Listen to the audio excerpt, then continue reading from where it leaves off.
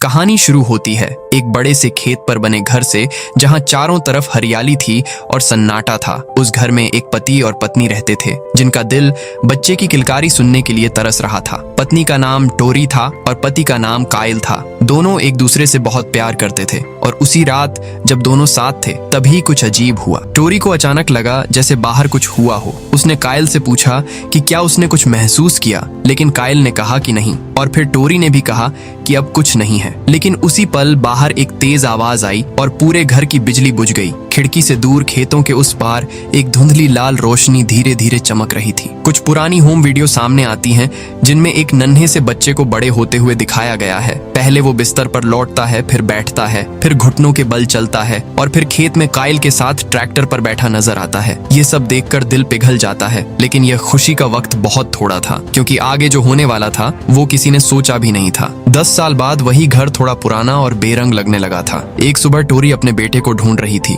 जिसका नाम ब्रैंडन था। वो पूरे घर में उसे खोजती रही। कमरे में नहीं मिला, रसोई में नहीं मिला, तो वो बाहर निकल गई। उसने सीटी बजाई और इंतजार किया। थोड़ी देर बाद जवाब में सीटी आई और टोरी उस पुरानी जंग लगी बखार की तरफ बढ़ने लगी जहां से आवाज आई थी। अचानक ब्रैंडन ने उसके सामने से कूदकर उसे डरा दिया और टोरी के मुंह से चीख निकल गई। उसने ब्रैंडन को प्यार से डांटा और कहा कि अब तुम बड़े हो रहे हो और ऐसी बचकानी हरकतें शोभा नहीं देती, लेकिन फिर भी उसने उसे इतना प्यार किया जैसे वो अभी भी एक छोटा सा बच्चा हो। कायल भी वहां आया और उसने ब्रैंडन को याद दिलाया कि बखार में जाना मना है, क्योंकि वहां टूटे तख्ते और कीले हैं। स्कूल में उस दिन मधुमक्खियों और ततैयों के बारे में पढ़ाया जा रहा था। टीचर ने वीडियो दिखाई और फिर सवाल पूछा कि दोनों में क्या फर्क होता है। पूरी क्लास खामोश रही, लेकिन ब्रैंडन ने हाथ उठाया और सही जवाब दिया। उसने बताया कि मधुमक्खी परागण करती है और ततैया शिकारी होती है, और फिर वो रुका नहीं बल्कि और भी जानकारी देने लगा, जिससे बाकी बच्चे बोर होने लगे। एक मोटे लड़के ने उस पर कटाक्ष किया और पूरी क्लास हंस पड़ी, लेकिन ब्रैंडन की पसंदीदा लड़की ने उसे हौसला दिया। उसकी उस छोटी सी तारीफ ने ब्रैंडन के चेहरे पर मुस्कान ला दी और शायद उस दिन वो खुश था, लेकिन उसके नोटबुक में वो अजीब अजीब निशान बना रहा था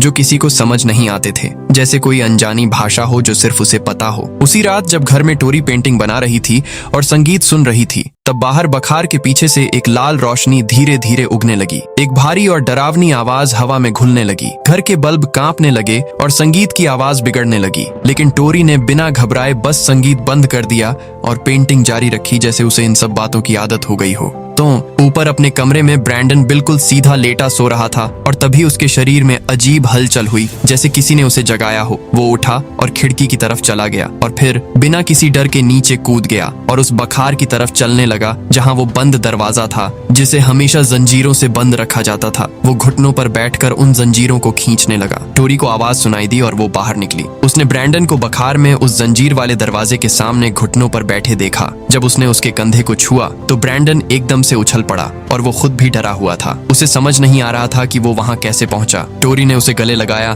और धीरे से कहा कि शायद तुम नींद में चल रहे थे। उसने उसे वापस कमरे में ले जाकर सुला दिया। टोरी ने उसे लोरी सुनाई और बहुत देर तक उसे थपथपाती रही, जैसे वो अभी भी एक नन्हा बच्चा हो। इसके बाद कायल भी बाहर आया और पूछा कि सब ठीक है। टोरी ने झूठ बोला और कहा कि ब्रैंडन बस नींद में घर के अंदर चला था। उसने यह नहीं बताया कि वो बखार में था और उस जंजीर वाले दरवाजे के पास था। यह झूठ छोटा था, लेकिन इसकी जड़ें बहुत गहरी थीं। अगली सुबह ब्रैंडन और कायल मिलकर घर की मरम्मत कर रहे थे। कायल ने उसे एक टॉफी दी और बताया कि बचपन में जब वो रोता था तो टॉफी से चुप हो जाता था। ब्रैंडन ने पूछा कि क्या इससे फर्क पड़ता था। कायल ने हंसकर कहा कि शायद हाँ, क्योंकि तुम तो ठीक ही निकले हो। दोनों हंसे, लेकिन कायल की इस बात में एक हल्की सी बेचैनी थी, जैसे वो खुद को यकीन दिलाने की कोशिश कर रहा हो। उसी दिन ब्रैंडन अकेले घास काटने की मशीन को चलाने की कोशिश कर रहा था, लेकिन मशीन नहीं चली और धीरे धीरे उसका गुस्सा बढ़ता गया और अचानक उसने उस भारी मशीन को उठाकर बाड़ के उस पार फेंक दिया। यह देखकर कोई भी दंग रह जाए। जब वो उसके पास गया तो मशीन उलटी पड़ी थी और उसके पंखे घूम रहे थे।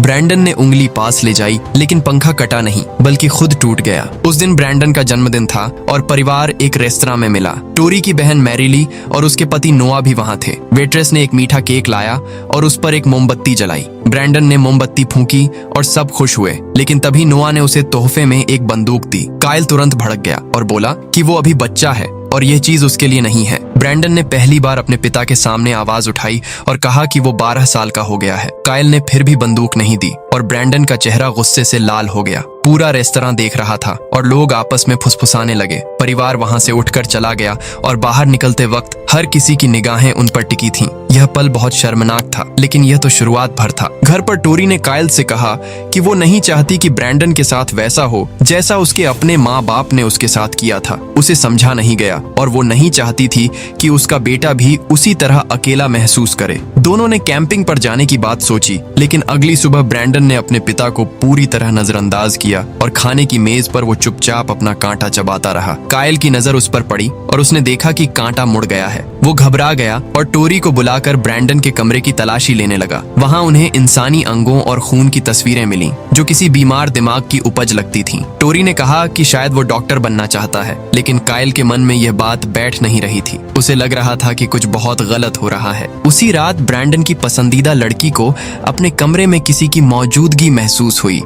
उसके लैपटॉप पर अजीब हरकत हुई और जब उसने खिड़की के बाहर देखा तो एक परछाई थी जो अंधेरे में खड़ी थी। उसकी माँ आई तो कोई नहीं था। लड़की ने डरते हुए कहा कि वो ब्रैंडन था। उसकी माँ ने पूछा कि तुम्हें इतने अंधेरे में कैसे पता, और लड़की ने कहा कि वो उसे हर जगह पहचानती है। जंगल में कैंपिंग के दौरान एक रात टोरी जागी और देखा कि ब्रैंडन वहां नहीं था। वो और काइल उसे ढूंढने लगे और तभी ब्रैंडन अचानक सामने आ गया, लेकिन उसकी आंखें कहीं और थीं, जैसे वो किसी दूसरी दुनिया से लौटा हो। काइल ने उसे देखा और मन ही मन कुछ सोचता रहा, लेकिन कुछ बोला नहीं और टोरी ने एक बार फिर आंखें बंद कर लीं। स्कूल वापस आने पर जिम क्लास में एक बड़ी घटना हुई। ब्रैंडन की पसंदीदा लड़की ने उसे एक ऐसे शब्द से बुलाया जो उसे पसंद नहीं आया और ब्रैंडन के गुस्से ने उसे इतनी जोर से पकड़ा कि उसकी हाथ की हड्डी चटक गई। लड़की चीखती रही और ब्रैंडन को होश ही नहीं था। स्कूल में हड़कंप मच गया और उस लड़की की माँ ने काइल और टोरी के सामने ब्रैंडन को जानवर कहा। टोरी ने माफी मांगी और दोनों ब्रैंडन को घर ले गए। उस रात घर में सन्नाटा था। टोरी ने काइल से कहा कि ब्रैंडन को कभी चोट नहीं आई,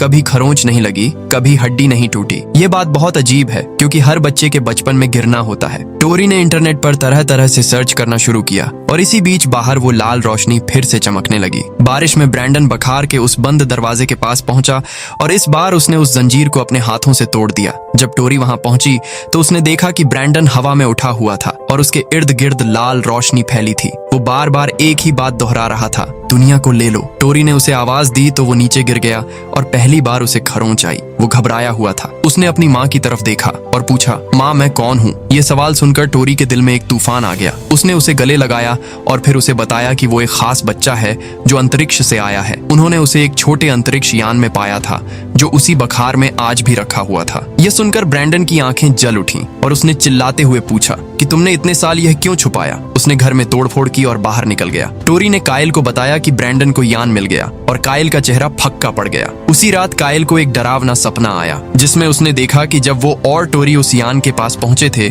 तो उसमें एक नन्हा बच्चा था। सपने में टोरी की आंखों से खून बह रहा था और वो नन्हा बच्चा उसकी तरफ हाथ बढ़ा रहा था। काइल डर के मारे जाग गया और पसीने में भीगा हुआ था। अब ब्रैंडन के अंदर की ताकत जाग चुकी थी और वो उस रेस्तरां में पहुंचा जहां परिवार पहले जा चुका था। वहां की वेट्रेस ने खिड़की पर अजीब निशान देखे। तभी ऊपर का बल्ब फटा और कांच का टुकड़ा उसकी आंख में जा घुसा। वेट्रेस दर्द से तड़पती हुई इधर उधर भागने लगी। उसने एक बल्ला उठाया और अंधेरे में घूमती रही। फिर डरकर वो कोल्ड स्टोरेज में जाकर बंद हो गई। लेकिन ब्रैंडन के लिए वो भारी दरवाजा कोई रुकावट नहीं था। उसने अपनी ताकत से दरवाजे को आधा काट दिया और अंदर घुस गया। अगली सुबह जब जांच दल वहां पहुंचा तो उन्हें खिड़की पर वो अजीब निशान मिले और वेट्रेस लापता थी। घर में ब्रैंडन बिल्कुल शांत था, जैसे कुछ हुआ ही नहीं हो, लेकिन उसके माँ बाप अंदर से टूटे हुए थे। स्कूल में ब्रैंडन की काउंसलिंग शुरू हुई जो थोड़ी अजीब थी क्योंकि काउंसलर उसकी अपनी मौसी मैरीली थी। ब्रैंडन ने उससे कहा कि वो बाकी सबसे अलग और बेहतर है। ये सुनकर मैरीली अंदर से सहम गई। उसने मन में सोचा कि वो पुलिस में जाकर सब बताएगी, लेकिन ब्रैंडन ने यह बात सुन ली थी। उसी रात मैरीली के घर की रोशनियां कांपने लगीं और उसके सुरक्षा अलार्म ने बताया कि पीछे के बगीचे में कोई है। मैरीली ने हिम्मत करके दरवाजा खोला और सामने ब्रैंडन खड़ा था। उसकी आंखें ठंडी थीं और आवाज में कोई भाव नहीं था। उसने कहा कि तुम पुलिस में जाने की बात भूल जाओ। मैरीली के हाथ कांपने लगे, लेकिन उसने कहा कि यह उसकी जिम्मेदारी है। ब्रैंडन वहां से चला गया और थोड़ी देर बाद मैरीली का पति नोआ पीकर घर आया। जब उसने क्लोजेट खोली तो ब्रैंडन वहां एक डरावना मुखौटा पहने खड़ा था। नोआ गुस्से में थे और बोले कि वो उसे उसके माँ बाप के पास ले जाएंगे। ब्रैंडन ने शांत आवाज में कहा कि यह किसी को मत बताना, और फिर उसने अपनी ताकत से नोआ को गैरेज की दीवार पर दे मारा। नोआ डरा हुआ किसी तरह गाड़ी में बैठा और भागने लगा, लेकिन ब्रैंडन ने गाड़ी को हवा में उठाया और पलट दिया। नोआ का सिर स्टीयरिंग से टकराया और उसके दांत टूट गए। वो बुरी तरह घायल था। ब्रैंडन ने उसके खून से जमीन पर अपने अजीब निशान बनाए और शांति से घर लौट गया। घर पर उसने माँ बाप को एक झूठी कहानी सुनाई और कहा कि उसे नहीं पता उसकी कमीज कहाँ गई। टोरी और काइल को अगले दिन पता चला कि नोआ अस्पताल में है। वो दोनों भाग कर पहुंचे, लेकिन डॉक्टर ने कहा कि नोआ का चेहरा इतना बिगड़ा हुआ है कि वो मुलाकात नहीं करा सकते। मैरीली ने कांपते हुए बताया कि ब्रैंडन उस रात उनके घर आया था। यह सुनकर काइल और टोरी के पैरों तले जमीन खिसक गई और उनके चेहरे पर एक ऐसा डर था जो शब्दों में बयान नहीं हो सकता। अगली सुबह घर में ब्रैंडन को बताया गया कि नोआ अब इस दुनिया में नहीं रहे। उसके चेहरे पर कोई भाव नहीं था, न दुख न हैरानी। काइल से यह सहन नहीं हुआ और उसने आवाज उठाई। ब्रैंडन ने जवाब में उसे धक्का दिया और काइल अलमारी से जा टकराया। बर्तन टूट गए और सन्नाटा छा गया। ये पहली बार था कि ब्रैंडन ने अपने पिता पर हाथ उठाया था। उसी रात जब ब्रैंडन नहाने गया तो काइल ने उसके कमरे में तलाशी ली और उसे एक कमीज मिली जिस पर खून के धब्बे थे। काइल का दिल बैठ गया। उसने वो कमीज टोरी को दिखाई और कहा कि यह नोआ का खून है। टोरी ने मानने से इनकार किया। उसने कहा कि नोआ खुद शराब पीकर गाड़ी चला रहे थे और यह उनकी अपनी गलती थी। काइल और टोरी के बीच एक गहरी दरार पड़ चुकी थी। काइल ने एक फैसला किया। उसने टोरी को बताया कि वो ब्रैंडन को शिकार पर ले जाएगा। बस वो और उसका बेटा। अगली सुबह काइल ने चुपके से अपनी बंदूक गाड़ी में रखी और ब्रैंडन के साथ निकल गया। टोरी ने ब्रैंडन को गले लगाया और हंसते हुए सीट बेल्ट लगाने की याद दिलाई, लेकिन उसका दिल डूब रहा था क्योंकि वो जानती थी कि काइल कुछ छुपा रहा है। इसी दौरान घर पर एक जासूस आया और उसने टोरी को वो अजीब निशान दिखाए जो रेस्तरां की खिड़की पर मिले थे। उसने कहा कि शायद यह 2B का निशान है और BB का मतलब ब्रैंडन ब्रेयर हो सकता है। टोरी ने कहा कि उसने यह निशान कभी नहीं देखे और जासूस चला गया। लेकिन जाते ही टोरी भागकर ब्रैंडन के कमरे में गई और वहां उसे उसकी स्केचबुक मिली। उस स्केचबुक में भयानक तस्वीरें थीं, खून, लाशें और तबाही की तस्वीरें जो एक बच्चे के दिमाग से नहीं आ सकती थीं। यह देखकर टोरी को यकीन हो गया कि जो भी हुआ वो ब्रैंडन ने किया था। उसके हाथों से स्केचबुक गिर गई और उसकी आंखों से आंसू बहने लगे। और इसी वक्त जंगल में काइल ने बंदूक उठाई और ब्रैंडन के सिर पर निशाना लगाया और गोली चला दी, लेकिन गोली ब्रैंडन को छू भी नहीं पाई। वो उससे टकरा कर वापस आ गई। काइल की आंखों में आंसू थे और वो अंदर से टूट चुका था। ब्रैंडन ने पलट कर देखा और उसकी आंखें धीरे धीरे लाल होने लगीं। उस पल काइल को अपनी गलती का एहसास हुआ, लेकिन बहुत देर हो चुकी थी और उसने अपना काला लबादा और मुखौटा पहना और उसने अपनी शक्ति से अपने पिता की आंखें जला दी और काइल इस दुनिया में नहीं रहा। यह इस कहानी का सबसे काला और दर्दनाक मोड़ था। एक पिता जिसने बेटे को खत्म करने की कोशिश की और बेटे ने पिता को खत्म कर दिया। घर पर टोरी ने काइल को फोन किया, लेकिन दूसरी तरफ से ब्रैंडन की आवाज आई जो बहुत ठंडी और बेजान थी। उसने कहा कि पापा अब नहीं रहे और फोन बंद हो गया। टोरी ने 100 नंबर पर फोन किया, लेकिन लाइन कट गई। थोड़ी देर में पुलिस की गाड़ी आई और दरोगा साहब आवाज लगाने लगे। टोरी छुपी हुई थी और जब वो दरोगा की तरफ दौड़ी तो ब्रैंडन ने एक पल में ही उन्हें खत्म कर दिया। वो दृश्य इतना अचानक था कि देखने वाले का दिल रुक जाए। इसके बाद उसने महिला पुलिस अधिकारी पर भी हमला किया। टोरी चीखती रही, लेकिन उसकी चीख ने उसकी जगह बता दी और ब्रैंडन को पता चल गया कि वो कहाँ है। फिर ब्रैंडन ने उसी तरह सीटी बजाई जैसे बचपन में टोरी उसे ढूंढते वक्त बजाया करती थी। यह पल सबसे ज्यादा रोंगटे खड़े करने वाला था। टोरी किसी तरह खिड़की से बाहर निकली और बखार में भागी। वहां उसे वो अंतरिक्ष यान दिखा जो इतने सालों से छुपाया हुआ था। उसे याद आया कि यान के एक टुकड़े से ब्रैंडन को नुकसान हो सकता है। उसने एक नुकीला टुकड़ा उठाया, लेकिन बखार में एक और भयानक चीज थी। दीवार पर वो वेट्रेस लटकी हुई थी जो हफ्तों से लापता थी। टोरी का पूरा बदन कांप गया। टोरी ने हिम्मत करके बाहर जाकर ब्रैंडन को आवाज दी और सीटी बजाई। ब्रैंडन उसके सामने आकर खड़ा हो गया। टोरी की आंखें भर आई थीं। उसने कहा कि वो उसे हमेशा प्यार करती है और वो हमेशा उसका बच्चा रहेगा। उसने उसे कसकर गले लगाया और उसी लम्हे में उसने वो नुकीला टुकड़ा उसकी पीठ में घोंपने की कोशिश की, लेकिन ब्रैंडन ने उसका हाथ थाम लिया। ब्रैंडन की आंखों में जो दर्द था वो किसी भी माँ का दिल तोड़ देने के लिए काफी था। उसे पता था कि उसकी माँ ने उसे मारने की कोशिश की। पहले पिता ने, उसने टोरी को पकड़ा और हवा में उड़ते हुए बादलों से भी ऊपर चला गया और फिर उसने उसे छोड़ दिया। टोरी नीचे गिरती चली गई और ब्रैंडन ने एक बार नीचे देखा और फिर ऊपर आसमान में कुछ रोशनियां दिखीं जो उसकी तरफ बढ़ रही थीं। इसके बाद एक टीवी रिपोर्ट आई जिसमें बताया गया कि उस खेत पर एक विमान दुर्घटना हो गई और घर तबाह हो गया। विमान में सवार लगभग सभी लोगों की जान गई, लेकिन एक बचा और वो था ब्रैंडन ब्रेयर। रिपोर्टर ने कहा कि दुर्घटना की वजह अभी पता नहीं चली है और जांच जारी है, लेकिन जो इस कहानी को जानते हैं वो समझते हैं कि यह कोई हादसा नहीं था। यह ब्रैंडन की ताकत थी जो अब किसी के काबू में नहीं थी। वो एक बच्चा था जो अंतरिक्ष से आया था और जो एक मिशन लेकर आया था, और अब उसकी राह में कोई नहीं था। और यही उसकी सबसे बड़ी ताकत है कि दर्शक के मन में एक डर बैठ जाता है जो खत्म होने के बाद भी नहीं जाता।